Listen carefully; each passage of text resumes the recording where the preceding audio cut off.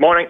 There's a couple of things that we wanted to talk to you about. Most notably was the suggestion that you'd made in a column last week about the Kerry football team and just a little kink that you'd seen that maybe separates them from the best team in the country at the moment, which is obviously Dublin and has been over the last couple of years. Is there a weakness in Kerry's willingness to defend collectively at the minute? You're quoting me back directly there. I suppose analysing the Mayo game in round 6, I suppose it would go as far as to say it was alarming probably to watch how poor they were in the tackle, I thought. I didn't see them at the weekend past, bar the highlights. And Mayo probably were their worst nightmare in terms of Mayo tend to run the ball, so the majority of their attack entry is carrying the ball. And it's just early in the game when Kerry were trying to press them high up, trying to hem them into their own half. Mayo found it very easy to slip the tackle and beat them in one-on-one situations. And I think come the summer, that's going to be a very, very important aspect of how Kerry are going to defend if they're going to take teams like Dublin on. Now, obviously, it's early in the year, and I'm sure this will be something to be looking closely at. But it's a very, very important facet of how you want to play. Yeah, it's early in the year, Aidan, but they have conceded the joint least amount of anybody in Division 1 so far.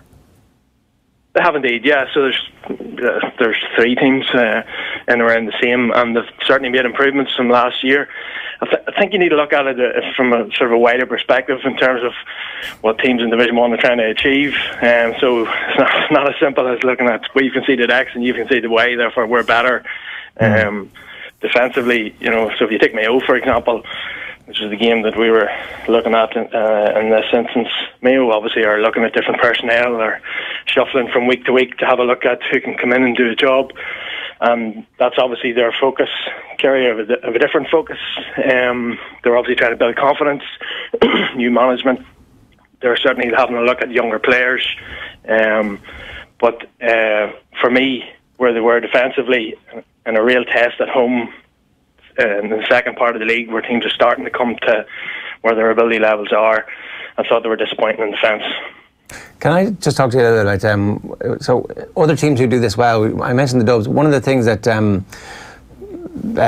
Pat Gilroy was lauded for was after they conceded the 4 or 5 goals against Meath that time, that the forwards had to learn how to defend and had to become as good, if not better, tacklers than the defence, and that there was a collective mind shift away from that. Because people kind of forget that the Dublin team that wins the All-Ireland under Pat Gilroy are an ultra-defensive team, like really, really defensive team. They just also happen to have Bernard Brogan and Diarmuid Connolly on that side playing, and Alan Brogan playing some of the best football of their lives. So they were gifted with these genius forwards, but all of those were also tasked with being the front line of defence. Is that something that's missing from this Kerry team, or is this? I know what Aidan's going to say here. I say he's not, because you actually cite Sean O'Shea as one of the best tacklers in that Mayo game, Aidan. He is. He's maybe the best tackler on the Kerry team. And if you go back through the years and look at teams who have done well and won All-Irelands, etc., the best tacklers, but more often than not, are in the forward line. And that doesn't necessarily mean strip the ball and kick it over the bar. It means the ability to hold a defence up, coming out, turn them back, make 3 or 4 extra passes before they can break. I don't want to get into the transition language, but if a forward line can interfere with that and occasionally turn the ball over, then that's brilliant. And Sean O'Shea has shown himself to be very, very adept at that. If you look at the likes of Michael Murphy, now Michael Murphy's a big, strong fella, but if he gets in the way of a defence breaking out, they will do very well to get past him. And he's maybe not technically the most brilliant tackler, but he knows how to get his body in the way. He knows how to half foul. He knows how to slow opponents down and fall on top of the man he's fouled, so the free isn't taken just as quickly. Those are little learning points that I think maybe just are lacking a wee bit at the minute with Kerry, but predominantly the forward line is very young, and I'm sure those are areas that they're looking at. But collectively, you need to have that mindset around, it's not just about how well you tackle. You need to have that collective mindset around how do we interfere with what the opposition are trying to do. But like for a team that doesn't have a collective will to defend, that have a lack of mental toughness, that don't have the technical capacity to make effective tackles in one-on-one situations, and that got cleaned out, absolutely cleaned out in midfield, conceding 110 isn't that bad, Aidan? Well, it was bad enough to lose the game, which is the end game ultimately. And you must remember, that's not a Mayo team that's firing on all cylinders with all the quality players on the pitch. So absolutely, I take your point that it's not devastating, and I'm not making the point that Kerry can throw their hat at it for the year now. You said they've wasted the league. There's a chance they may have wasted the league. It was their first litmus test, really, of the year. At home, under pressure in the second half with the breeze, and I didn't think they went about their business in the right way. But like the initial paragraph, you said that Kerry may have wasted the league. Is that something you'd stand by? Well, I would. Now, obviously, when you're setting out, looking at the league in terms of goals and where you want to be at the end of it, you need to have the perspective of, okay, we know what we have offensively, we know what the individual quality is, but the glaring thing for me outside of the league for Kerry was they didn't have the individual defensive capabilities that some of the other teams have. So if you think of the other best teams in the country, perceived, so you can name the best 2 or 3 individual defenders, so you know who is going to mark Conor McManus, who is going to mark Paul Mannion in a particular game. But you look at Kerry, you're not sure who the best markers are. You don't know who the best individual defenders are. And I felt that the priority for the league was to work out how they could address that. And if they don't have the individual quality, then you have to address it collectively. In fairness, Aidan, there's part of that I'd agree with, but just to continue with the point that I disagree with here is the idea of the collective will of Kerry to actually defend here in the context of this Mayo game. Now, you'd know a lot more about statistics and what is a good statistic in terms of turnover from one game, but Kerry forced 15 Mayo turnovers in that game last Saturday week. To me, that seems like a fairly high statistic for a team that don't have the collective will to defend.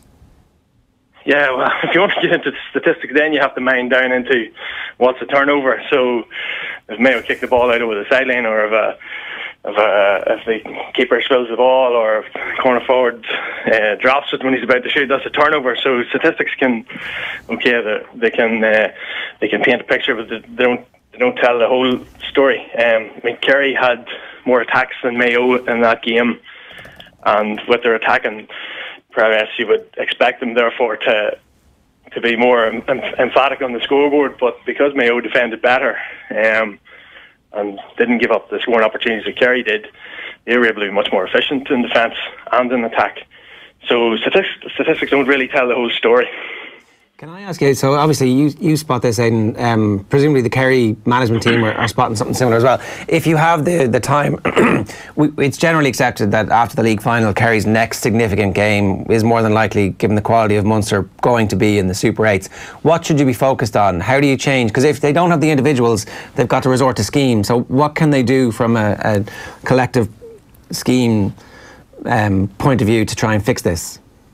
Yeah, I suppose certainly not for me to telling Kerry management how to go about their business. They're well capable of doing that themselves. But looking in from the outside, for me, they need to better protect the run. So everybody has that weakness. If the team run the ball well, it's difficult to deal with. But in the first instance, if we focus on that Mayo game as an example, Mayo were getting out of defence and into the heart of the Kerry defence far too easily, and so they need to build a shield in there that at the very least slows the opposition down in building their attacks. After that, the difficulty is, or has been, that when they are in the defensive position, they're not making their tackles. Now, there were very, very good examples of, and Sean O'Shea was invariably involved in this, that whenever their half-forward line worked back into that half-back line and doubled up and closed off space for Mayo, there were very, very good examples of Kerry turning the ball over there in those situations. And I think that's the template for them. There is another little area that I would worry if I was a Kerry man, in that they don't really seem to have an anchor or a leader in defence. Paul Murphy's obviously playing in that role through the league primarily, and I'm not really sure he reads this aspect of the game. He's a brilliant footballer, very, very good in the front foot, very creative, and all round generally good player. But I don't see him reading this aspect of the play whenever Kerry don't have the ball, seeing danger and getting into areas and helping others when inevitably he is unoccupied, he is in a cover position. But I'm not sure what the solution is for them. They'll know their personnel better than I do, but that would be a worry for me also. So a sweeper basically, is it? A sweeper? As in somebody who can drop deeper from 6 into sweep in front of the full back line? No, so Paul Murphy already plays in that role, so where he drops off and he's in a position to double up or cover or intercept ball, so that you can call that a sweeper if you want. But I'm not sure that he does that very effectively. There are other similar teams in the country play a similar role, and they're much more effective when the opposition run the ball. That player, sweeper if you want to call it, he has to read the play early. If he's sitting in the pocket trying to intercept and the opposition are running the ball, he needs to get out, meet the run, organise the players around him, make sure half forwards are working in, and that's a particular job that isn't maybe described as a sweeper. How is it described? Sorry, and who is good at that? Who are you thinking of? Well, from a Kerry perspective, I'm not. I don't know the solution. I don't know their personnel well enough. But if you want to think of somebody national who does that very well, Johnny Cooper is probably the best in the country at it. Aidan O'Sullivan, very, very good at it. There are very, very good examples. Colin Cavanagh does it for Tyrone. I mean, this is a common role. This is a fundamental part of defending. This is so I just you don't get an all-star for this position at the end of the year, but it's probably the most important position in the team. And not to labour the point, you're saying you wouldn't refer to that as a sweeper. How come?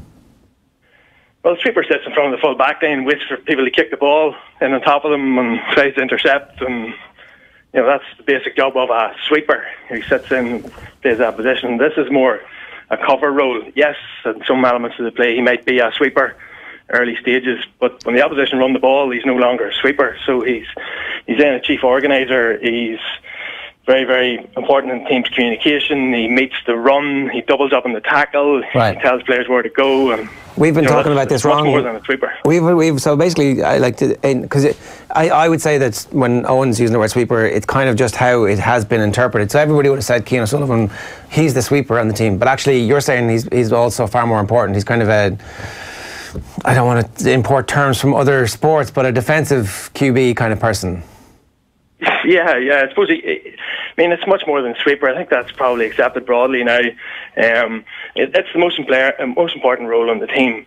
Yes, and for parts of the game, if a player drops off out of the middle third to cover, there are elements of the traditional sweeper role in what he does. But the way how dynamic the game is now, it is much more than that.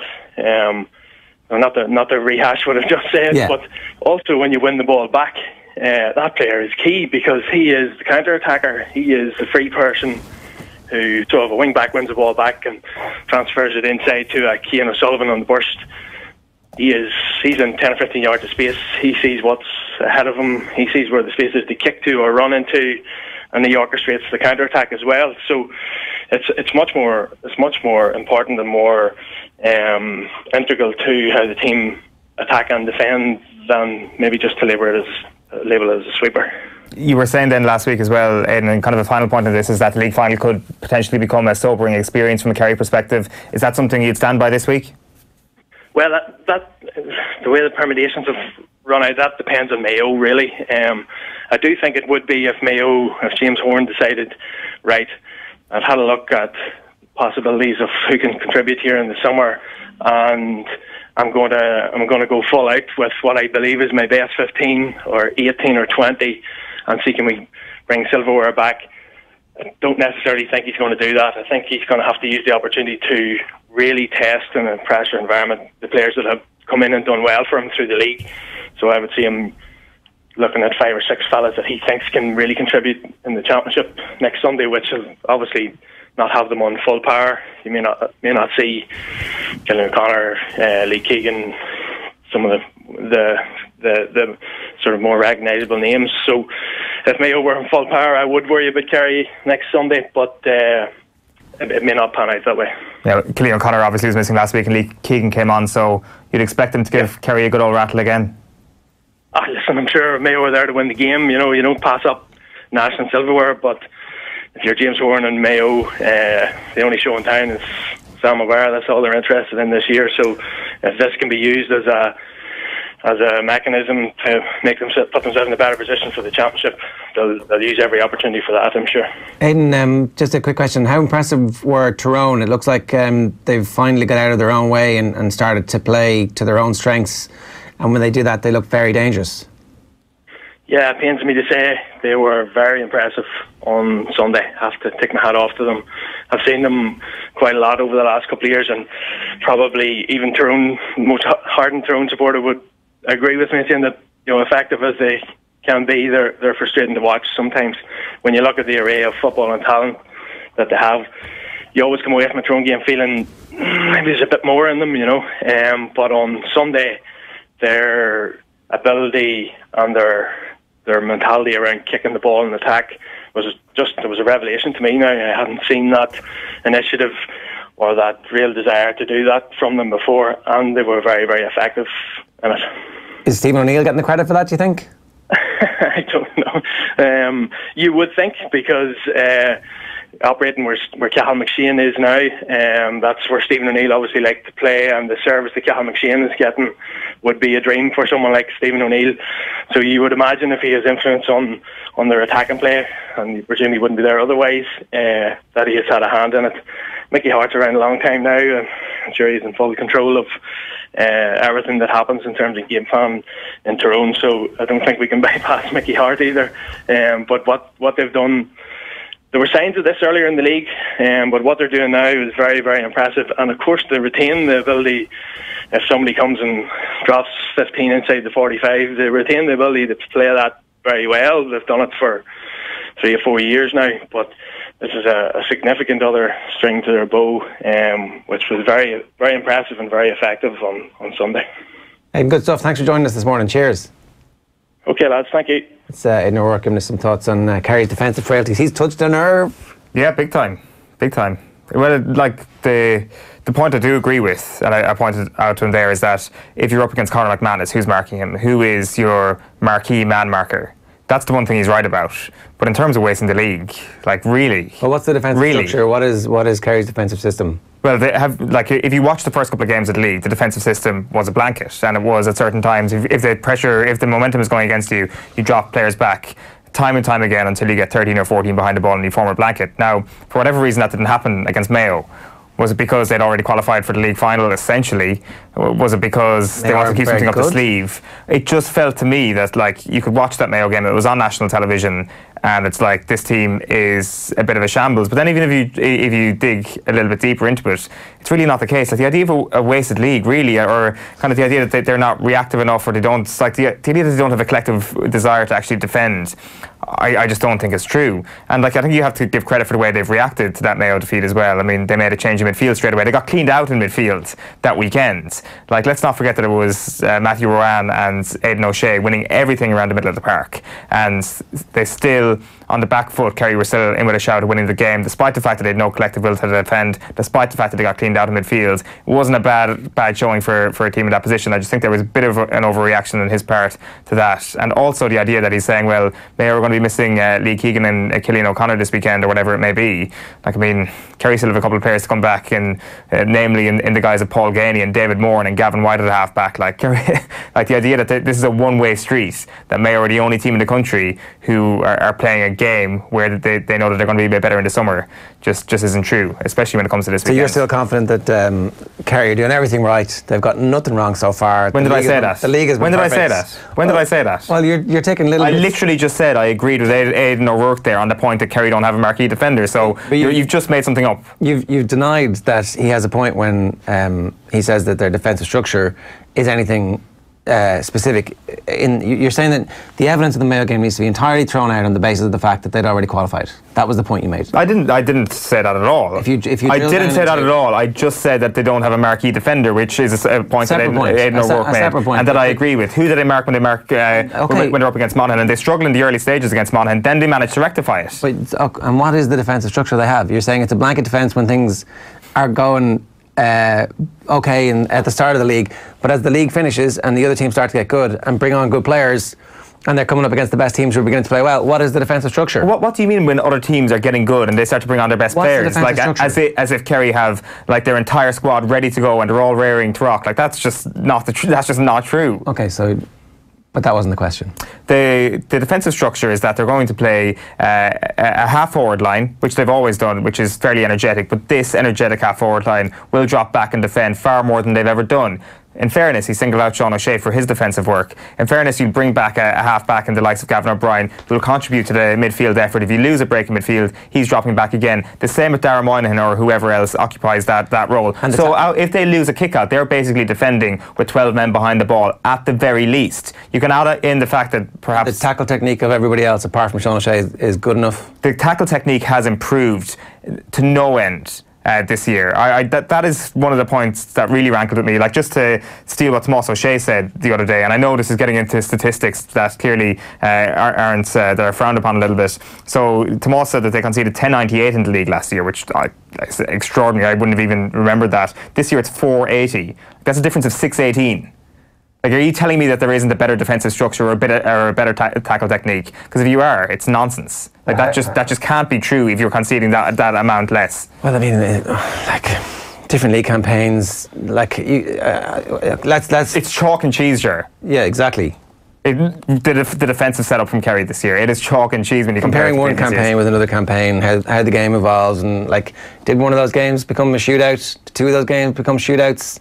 Like. It was also not a league campaign where it had the old management team who probably didn't care as much about it because they knew exactly what they had already and they were trying to bring in some new players. This one, they clearly tried to set their stall out very early on. They've gone with a blanket defence for the first number of games. But here is somebody who knows exactly what he's talking about, pointing out some issues, and the immediate response is to be defensive about it and go, this is all bollocks.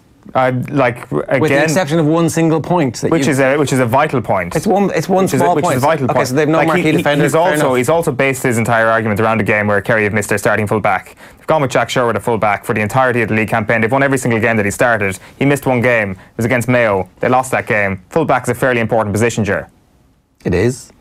So I think that there is far more to this argument than the idea that, oh look, there's oceans of space for Mayo to run through. God, Kerry are back to the way they used to be again. Well, let's see. We'll wait and see. It's interesting how touchy everybody in Kerry seems to be about somebody. Well, I'm getting like, to be fair, you just managed to stir the pot there nicely, where I'm getting touchier than I expected to be. Like, I didn't actually get that angry when I was reading Aidan O'Rourke's column because I respect his opinion.